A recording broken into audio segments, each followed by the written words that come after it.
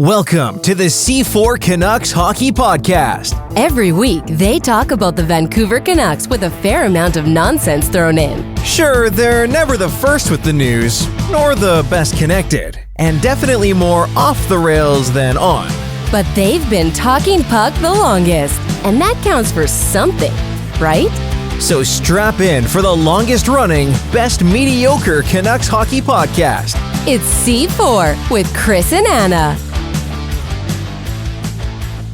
Hi, Anna. Hi, Craig. Hi, Chris. Hi, Craig. Two C's. There's always this pause. Does he seriously want me to say hi to Craig? Yeah, pretty much. That's what I'm thinking. And you've just articulated it. Yeah, I know last episode I talked about maybe we need to get a voice of Craig, and so I actually looked into it, just getting a cheap robot, voice type thing. And they sound like let me phrase this: the free 99 versions, because we've got no budget. Yes, our favorite. They sound like worse than robotic. Yeah, It's just sounds that kind of sound like something was saying, or the ones where you can hear someone speak, they have an English accent. Ugh, the worst. I'm not against it, but I didn't want to imply anything. Yeah. I don't know. I did find it completely off the rails before we even started, but that my brother has an English voice on his sat nav, and I was like, is this what our relatives fought and died for? Come on.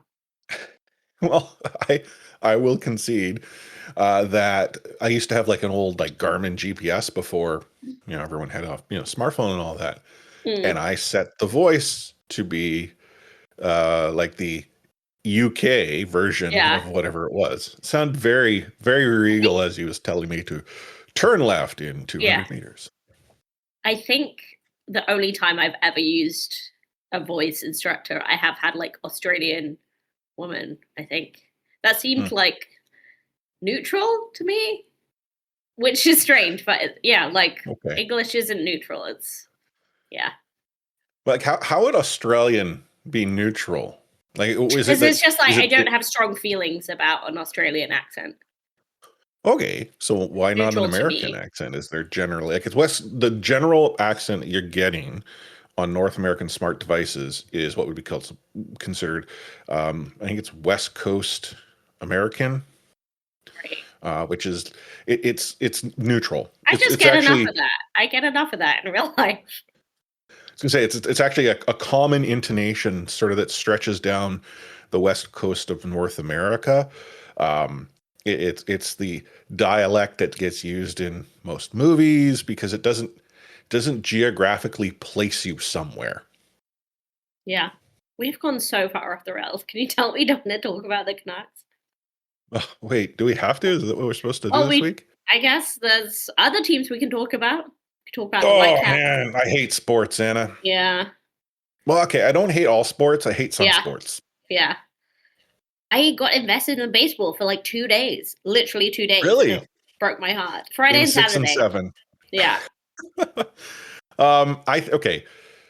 Game 6, I had a feeling that the Dodgers were going to bring it, and the pitcher that they had throwing, the Blue Jays weren't able to touch him. Previously. That said, they did show that this guy, put his pants on one leg at a time like the rest of us. But credit to Yoshinobu Yamamoto. He threw a hell of a couple of games, came in, got the W in Game 7, won the MVP. This kid who's I think in his 30s has a future.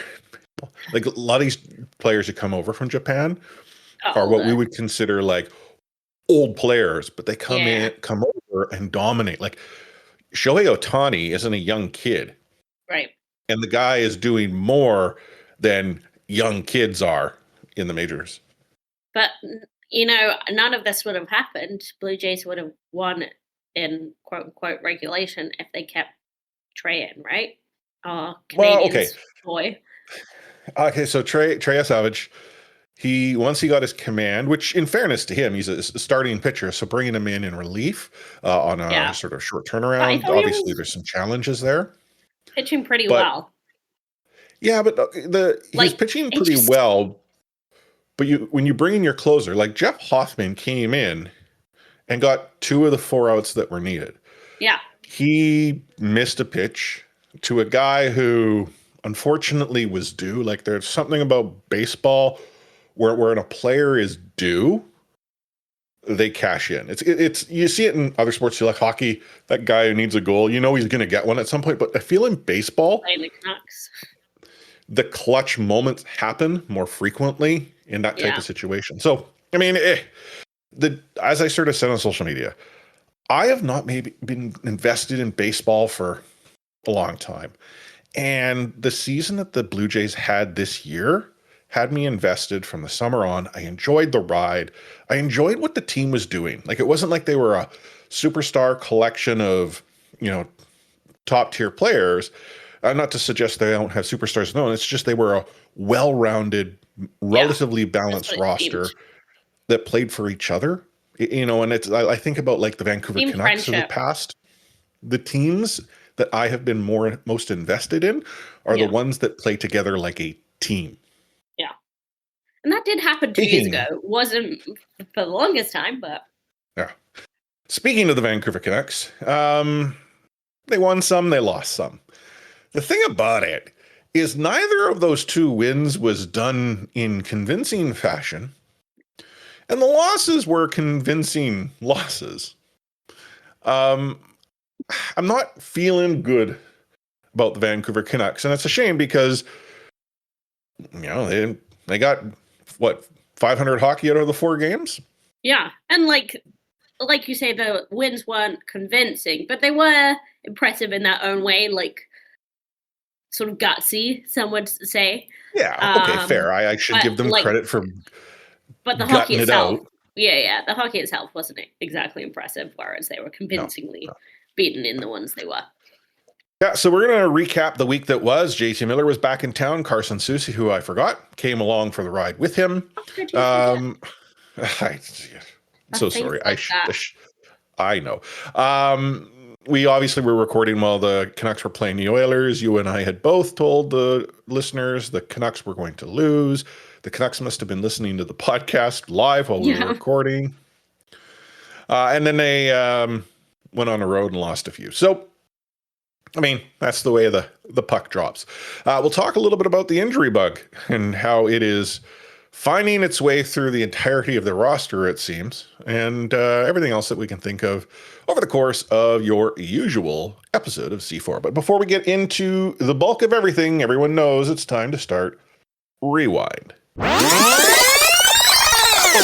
Would it be unfair to award Kiefer Sherwood the Rocket Richard Trophy now? Like, is that a little bit early? I don't think so. I think it's inevitable, so we should just get it out of the way. Yeah, so a couple of notes. One, if you're curious, what is the Rocket Richard Trophy?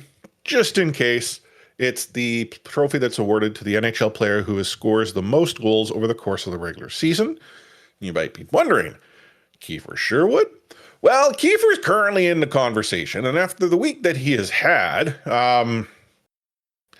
he's on pace to break records. So he's a top scorer on the Vancouver Canucks right now.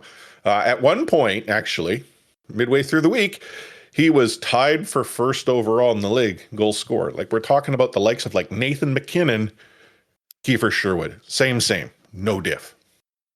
Yeah. But why that sort of, plays into the conversation now is if we look back at the game against the Edmonton Oilers, the one that Ann and I both felt that the Vancouver Canucks were going to find a way to lose, Kiefer Sherwood had other plans.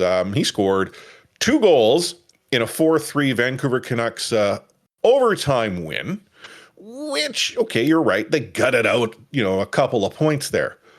But it does need to be noted that the Vancouver Canucks had a 3-1 lead going into the third period and needed overtime to win. True. Yeah, this is true. It was definitely one of those games where it started much better than we could have hoped for and ended much more predictably. like at least in regulation. But once again, they're giving up dumb penalties, and this is a repeated pattern.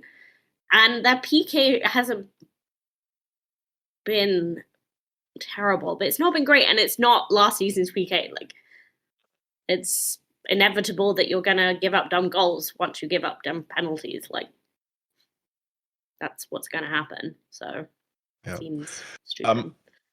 Now, maybe more credit needs to be provided to the Vancouver Canucks as well, outside of the fact that, taking dumb penalties is a problem and the PK isn't what it once was, especially in the absence of a player like Quinn Hughes. But defensively, they weren't horrible in the absence of their captain and number one defender. At one point, after we'd stopped recording and I was watching the game, it sort of felt like all they had going for them, at least the Oilers, was Draisaitl. I actually seriously wondered, is Connor McDavid hurt? I could not remember seeing him on the ice. Now, obviously, once you think that, he comes over the boards. But the point is Draisaitl was trying to win that game. He came bloody close to single-handedly doing it. But if the Vancouver Canucks, less Quinn Hughes, can shut down one of two of the NHL's best players, I got to give that blue line credit. And again, to your point, they gutted out a 4-3 win in overtime. Prove you and I wrong. We have to give Adam Foote credit for the whole three forwards on ice and OT. Yeah, it worked. Hey, you know what? When I saw that, I commented about it. And I kind of was thinking, like, I get why he's doing it. He wasn't necessarily doing it to go for the win. It was quite literally, I don't have many blue liners I trust to throw out there in this type of situation. But I would almost rather see them trot out the three forwards, especially when you have someone like Petey on the ice, because Petey is defensively sound. Like, I get he's not going to replace a Quinn Hughes or Philip Hronek or a Marcus Pettersson in the same sort of defensive regard. But if you got to throw three forwards, right? Yeah. Like, Petey knows how to play D as a forward. Yeah. I mean, but that means they spite us. They get the 2 points. Congratulations, Vancouver Canucks. Let's see them run that into the game only a couple of days later when the New York Rangers trotted into town. So prior to the game, there was pictures of JT Miller meeting with Quinn Hughes and Adam Foote downtown, I don't know, for coffee or something like that. I don't know if you saw the picture. I did hear that they had hung out. So. Yeah, I don't, like, I'm really trying not to read into that at all because I mean, the guy we don't know what transpired. I don't feel it's unusual that, like, Quinn would meet up with him. Like, we see this happen all the time. It was the combination of Foote and Hughes that I found weird.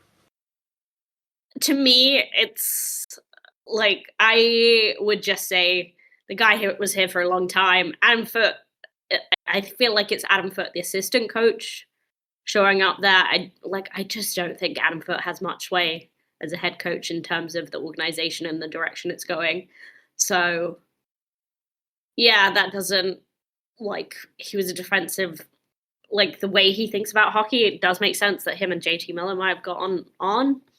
So, yeah, that's the way I'm thinking about it. Obviously it did mean a lot to JT. He brought his family over from New York to hang out with about it, right? friends. Last episode, like, when JT had F's to give, he gave them for the Canucks. He gave them for the jersey. The town appreciated that effort. Like, as I had said, this is a guy who, when he returns, should get that video. There should be, JT Miller chants. I do not deny any of that. Obviously, I wish the situation had not transpired as it, however, did, where both he and PD needed to be separated in the way they were. Yeah, conscious uncoupling between them. Mm-hmm. And I will say that the crowd reaction spoke much better of his relationship with Vancouver than the media did.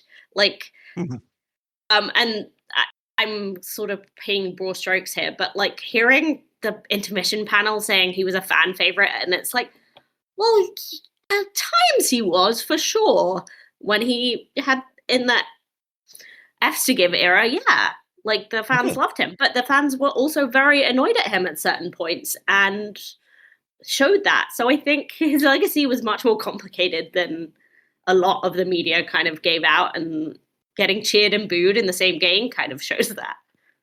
Yeah, the way I look at it is that there are some who are trying to drive the narrative that his return was akin to Bo Horvat coming back to Vancouver, or to rewind the clock even further when, Marcus Naslund came back when he played for the Rangers, or Trevor Linden came back with the Islanders.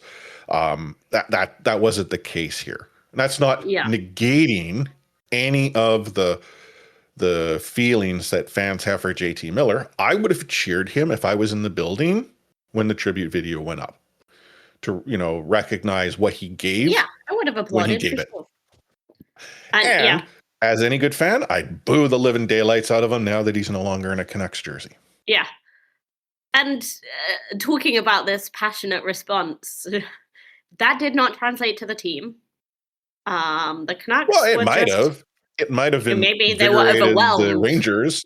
Yeah, maybe the Canucks were overwhelmed with emotion, but yeah, it was so lackluster. Like, losing to New York Rangers is one thing; getting shut out by them, and by 60-year-old Jonathan Quick. I know. And like, he does have a really good record against Vancouver, but it's like, yeah, because he's been in the league for 50 years. What do you expect? Like, we exaggerate just for anyone trying to tell us. No, he's not. Yeah. Yeah, it was funny that people were saying, oh, yeah, they probably put him in against the Canucks because it was of his history with them. But I was like, Shesterkin had played, like, was it the night before, the 2 nights ago, getting lit up by the Flames? Yeah, no, but teams are also dressing their backup against Vancouver. Yeah, which is not a good indictment. That's pretty bad indictment of what's going on. But like, it's not a full strength Vancouver, that's for sure. But yeah, it was disappointing to see the lack of fight, like offensive anything from Vancouver. Well, I mean, come on. The third period, they started throwing pucks at the net. Yes. A little too. Oh, wait, you have to do it in verse 2. Yeah, I actually tuned the game out in the third. I moved on. Which, valid response. It was just hard for me to watch. And didn't see much of the first, but that was more Sportsnet. Well, okay. Quitting on me every 2 minutes. I don't obviously stream it because I have, a terrestrial cable package. I'm one of the few, boomers out there that still does. So I don't experience many of the issues that I see constantly spoken about. But fast forward to this past weekend when I had the Vancouver Sports Weekend, I had a situation where I had a Whitecaps playoff match and I had Game 7 of the World Series. And they're happening at the same time. I did not watch any of the Canucks game. You're going to have to carry the load on Saturday. That's fair and valid. I mean, I did give up on it at one point, but yes. Now, what is it that I have on the TV? The World Series. I had contemplated at the time, do I have the Whitecaps on TV, the World Series on my tablet? And then I thought, no, because this would require me to log into Sportsnet and stream it that way. And I hear so many problems about Sportsnet. Which I trust Apple TV. Which 100%, we had so many issues with the Sportsnet app. So it's either one or the other. You'd think Rogers could figure that out. Like, I hear that there's messages that suggest you're not in the local broadcast region, which, quite frankly, has nothing to do with you. It has everything to do with your provider, suggesting that you might reside elsewhere based on how they assign IP addresses. That's the problem, maybe half to a third of the time. Other time, it's just unknown error. Yeah. Anyway, Vancouver Canucks lose to the Rangers. And lose Connor Garland. Yes. And we don't mean in the building because he's small. We mean, he got, when I saw the replay of the hit, I was genuinely surprised he got up as eagerly as he did to go grab his helmet and skate away. Right? But yeah, he's out. And so one might suggest that that doesn't help the Vancouver Canucks, and one would probably be correct in that regard.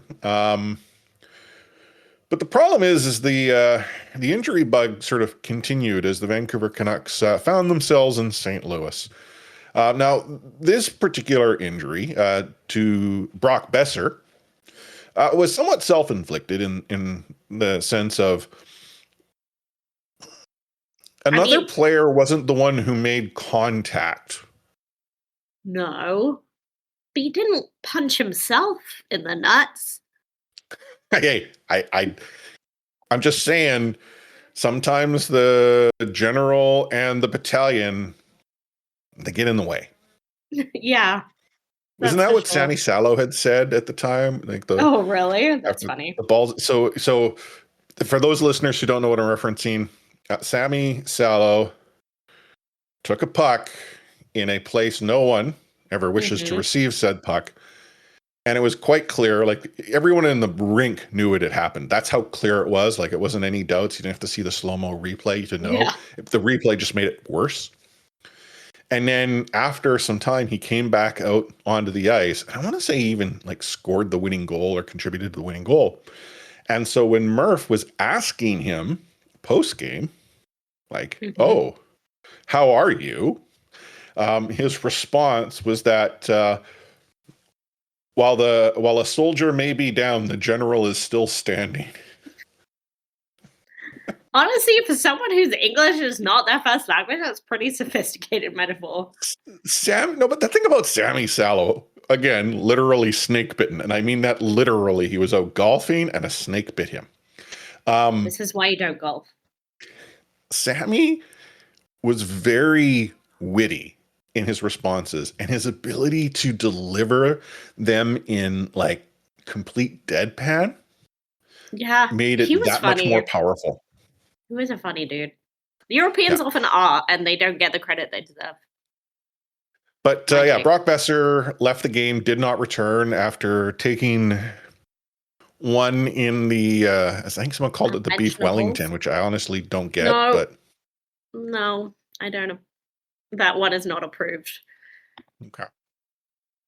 But yeah, he took one and did not return. Completely understand. The problem is the Vancouver Canucks could have used him because Kiefer Sherwood needed help. I mean, he scored 3 goals, but boy, it would have been nice if he could have scored 4, or maybe Besser could have contributed to the score sheet. Like single-handedly, Kiefer Sherwood wanted the Vancouver Canucks to win that game. And the fact that the Canucks did in a shootout has everything to do with Kiefer Sherwood. No other Canuck needed to be on the ice. Well, at least until the shootout. Well, no, I guess not. Jake DeBrusk is the only one who scored a goal. So, yeah, Jake DeBrusk and Kiefer Sherwood. Yeah, let's just trim the whole roster down to that. Yeah, I was actually waiting to leave the house until the game was over. Like I had somewhere to be, and I was like, I'm already late to this thing.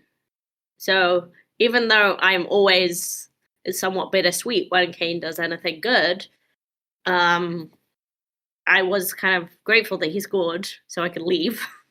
But yeah, didn't work out that way. Goaltender interference is voodoo. No one knows what it is and what it's not. Okay. I will say that, like, you should be more sure to overturn things. Like, I can see that his skate was in the crease there, but I also think the goalie had plenty of time to reset. Okay, so do you think it was because one of the topics they had brought up was the stick? And when I saw the skate, I'm like, okay, old style standard, you made contact with the goaltender, it doesn't matter what happens. But you're right, he does reset, he makes the initial save.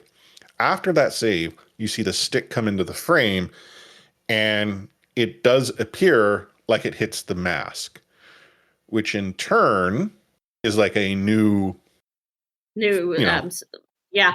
Honestly, maybe like I would say it's not enough to overturn a decision that's already been made, but what are you talking about? They took 20 minutes.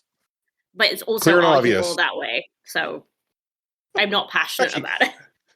So, I mean, you and I have talked about like VAR in soccer or football, depending on your your frame of mind. And I think you and I are both clearly on the side of having it as part of the game, but not where it takes 20 minutes for you to determine what is clear and obvious. Yeah, and honestly, I would take it back if we could.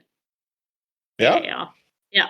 See, I actually don't mind it in the sense of what it provides, but in my view, you call the referee over, there should be like clear and obvious is like a minute. It's just like you missed something. Like this was massive, you missed it. Not Yeah. And like it can't be all like, this marginal contact or his hand was like yeah, I'm going to look at 20 different angles to see the one which, okay, if you're going to look at 20 different angles, it shouldn't be like freeze frame because then, okay, that is not clear and obvious. and that applied with the offside review in hockey. That's the one that annoys me the most. Honestly, the goaltender interference, I would like stricter standards on what that is, but the really long review for offside is just so against what hockey should be. Yeah, but anyhow, regardless, it's not going anywhere. It's going to punish us again at some point. He did. And so on social media, the number of people who are like, I'm real upset that the Vancouver Canucks don't get that goal counted, but I'm actually not too upset because of the guy who scored it. Yeah. The fact that there are Canucks fans who are that conflicted should tell you a lot about the choice the team made in acquiring Evander Kane. Yes, and more on this later in the next game. Yes, Minnesota. Vancouver rolls into Minneapolis. Yeah. And I have no idea how this game transpired outside of the fact that people were commenting on, ooh, exciting. That icing was close. Yeah. Minnesota seems to be spread. It's boring. It infects you with its boring. But yeah, the special teams battle once again was a struggle for the Canucks. Like Demko is putting up 5 alarm saves all the time. There's a couple in here he might want back. But at the same time, it's like if you're letting an attacker get that second shot like all the time, then Demko's going to give one of those up, like your job as a defensive team is to stop that second shot. But yeah, very interesting. Mac made his Canucks debut. I believe that was his NHL debut. I'd have to check that. I heard he got caught on a hot mic. Yeah, he was talking about cut rights. Said some naughty words. Yeah. Still insane that his parents went with the first name Mackenzie, given his last name of McEachran. But yeah, in turn up for the Bucks that we all expected, Jared Corner, who's really been struggling this year, scored 2 goals. Which in a game that the Vancouver Canucks don't win with 2 goals from Drew O'Connor is a damn shame. Yeah, it was a shame. It felt like a waste of maybe his only good game. But yeah, there was just not enough attacking force whatsoever. The shots were low. The energy was low. Minnesota is, boring. Vilander was okay. We didn't mention, but he made his NHL debut in New York against New York. He's been quietly okay. He still makes little rookie mistakes, but I think I saw a point that JPAT raised that Wielander's metrics, considering who he's been skating against, suggests he doesn't come out of the lineup when Quinn returns. Yeah. Wouldn't be shocked about that at all. He's been decent.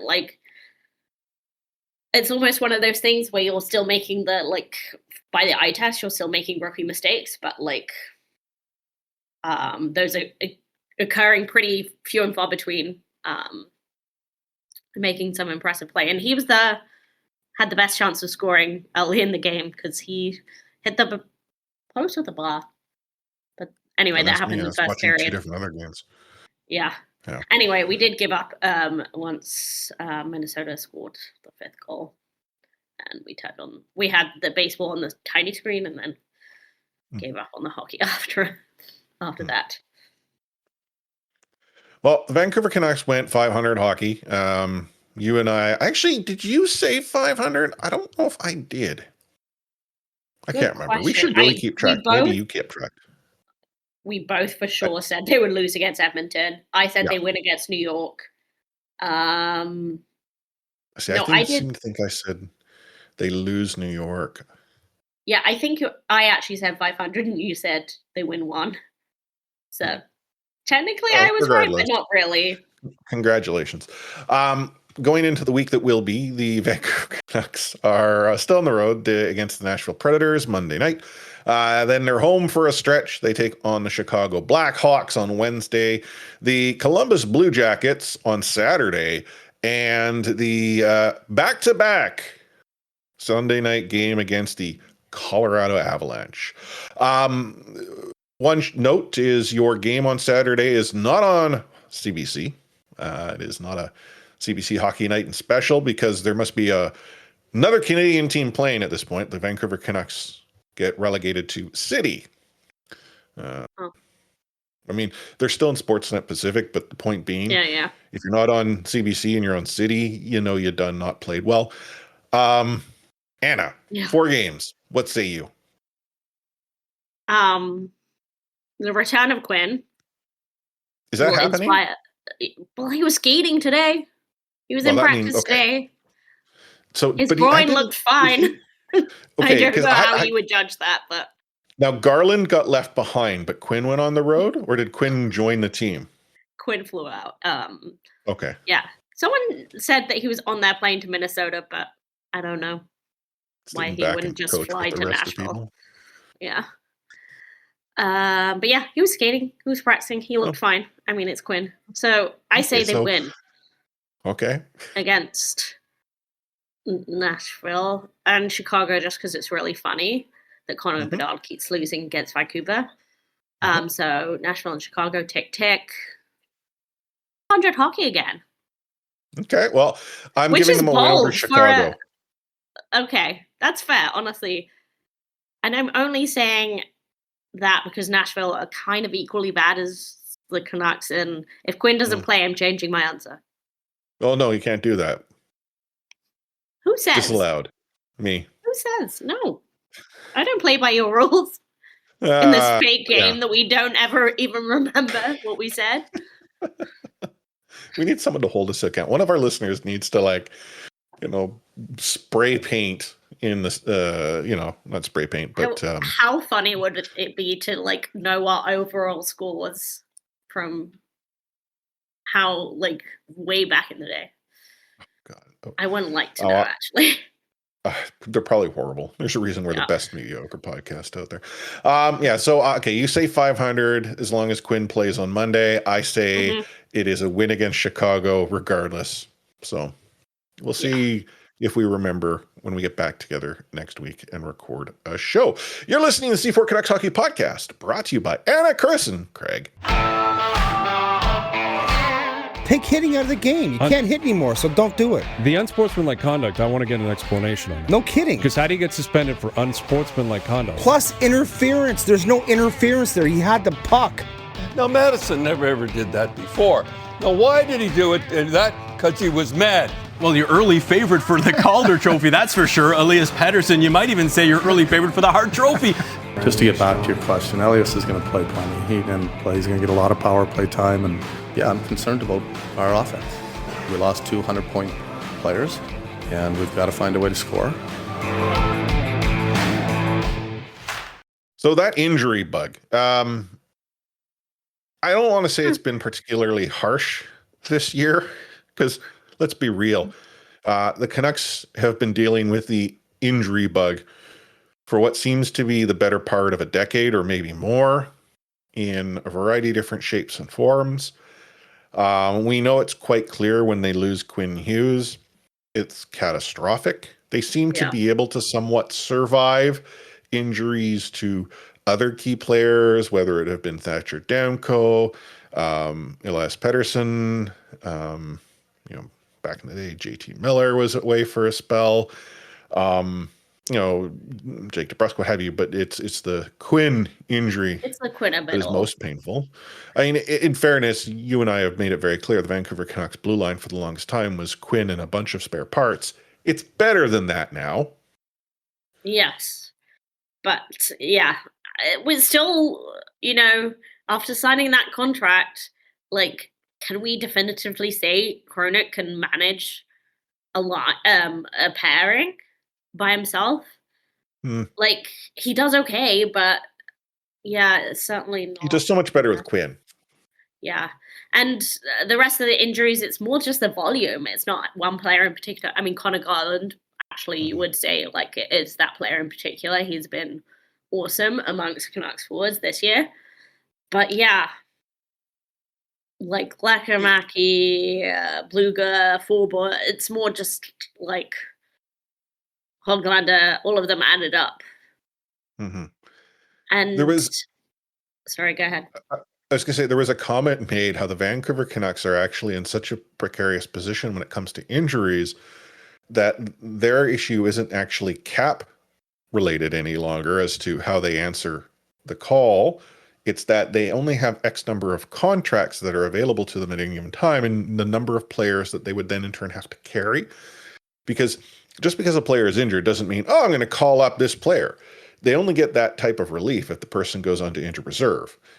And that then carries in a length of time that a player is not available. Yeah.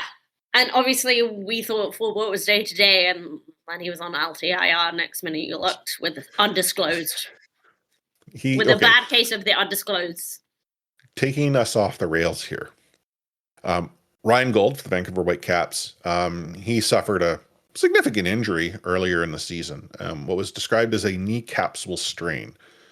When I saw the replay of it and him coming down to ground and seeing his knee go in a direction knees don't generally go, the fact that they called it a strain had me wondering. Right. He was suggested to be just a couple of weeks away. He only returned to actually the bench about a month ago, and he has yet to play anything more than really like the final 20 minutes of a match, if that. So when it comes to injuries being a period of time and then suddenly forever, and Vancouver sports fans should be, well versed in that.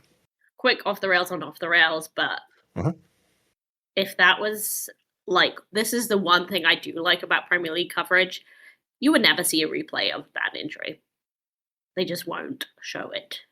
Whereas I saw so many replays of who was it that went off on a stretcher?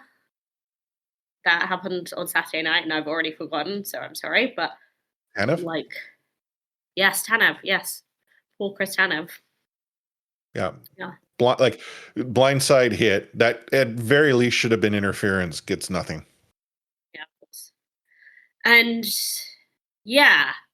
obviously with all these injuries, and you mentioned the cap implications of all that and the call-ups, Abbotsford have just lost their 7th game in a row. It's because it's Kalamazoo and Abby right now, because Abby's all in Vancouver. Yeah, and I guess it's character building, but yeah, it isn't the second season or the post-Calder Cup winning season that Manny was hoping for, I'm sure. No. Especially when, NHL executives don't really pay attention to anything besides records sometimes. They build, it's not get him an NHL job next season record. So I do hope for his sake. That's okay. He'll be here in Vancouver when Teemu Tuukka gets let go. I'm curious, Anna, do you think this spat of injuries is related to the human performance or human, development, whatever they call them in the modern era, group in the team? I don't think so, mainly because we've seen most of them happen. But there's some suggestion that the Vancouver Canucks are not setting their players up for success based on, proper weight training and physical therapy in both a pregame or postgame sense. I honestly, I don't I don't subscribe to the theory. I've just seen a number of people suggest it's that, I think it's called human performance now. But the point is that the thought is that the Vancouver Canucks made changes a few seasons back and it's gotten worse. Yeah. I don't know the answer to that, but I don't think you have this many injuries without a ton of bad luck. But maybe it's a combination. Depressing question for you. Do you think Philip Hedl plays NHL hockey ever again?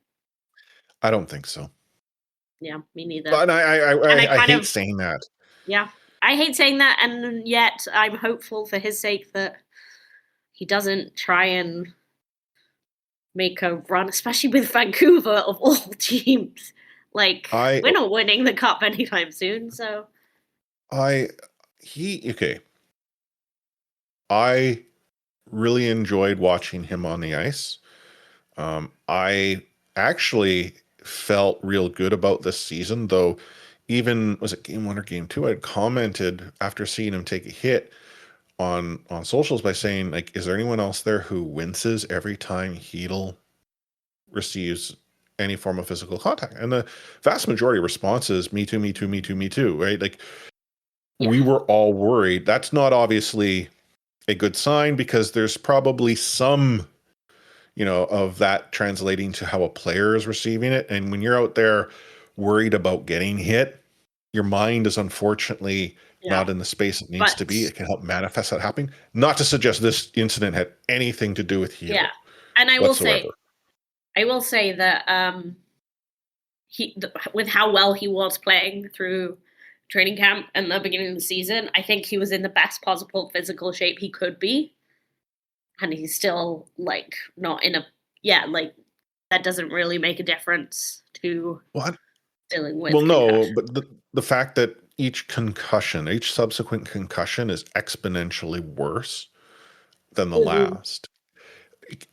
I mean, I'll be honest, I'm not as well connected as I once was. I haven't heard even a whisper to his condition, which I think is actually scarier in the sense of, his personal well-being, simply because that type of information usually comes out. I do hope that he recovers and is as close to 100%, simply from a empathetic human perspective. But I don't know if I would want him to be put in a position where he could suffer a catastrophic injury, trying to help the Canucks be more than a bubble team. Totally. It's not worth it for him just in life. And what are we doing if we're really risking this dude's long-term health to move the needle only slightly, It's a different era. It's a different leadership group. Think back. This is the team who had a front office who simply decided that Manny Malhotra was being shut down because they were concerned for his well-being. Yeah. And this was a player who was like, no, I am still fine. And the team's like, no. Now, you could say it's the selfish side of the team not wanting to be put in a position of liability. But I would applaud a team who were to take that step. At the end of the day, you can't stop the player from doing what they're going to do. If they're going to continue their career elsewhere, what have you. And then there's obviously the implication is if a player says I'm healthy to play and I want to play, a team doesn't have the wherewithal to simply, shut someone down. In the case of Manny Malhotra, his contract and sort of where it was at the time allowed for it to occur. I'm not certain that would occur with Philip Hedl. If Philip Hedl wants to play, I'm pretty confident this front office would be like, no problem, suit up.